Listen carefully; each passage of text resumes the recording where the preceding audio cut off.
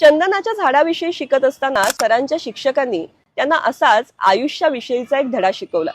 ते म्हणाले, सुपीक जमिनीत चंदनाचं झाड येतं, ते चांगलं वाढतंही, पण चंदनाच्या झाडाचा आत्मा असलेला सुगंध अशा झाडाला नसतो। खडकाळ जमिनीत, माळरान आणि ओसाड पठारावर जे चंदनाचं झाड येतं ते हळूहळू वाढतं, पण त्याला सुंदर सुगंध असतो।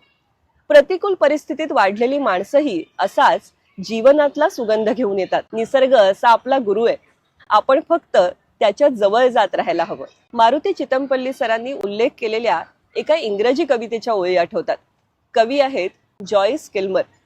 ते लिहितात, झाडासारखं दुसरं मूर्तिमंत काव्य मी पाहिलं नाही। कविता काय, माझ्यासारखी मूर्ख माणसंही जुळवतच असतात, पण पाना फुलांचं हे दिव्य काव्य प्रत्यक्ष परमेश्वरच करू जाणे।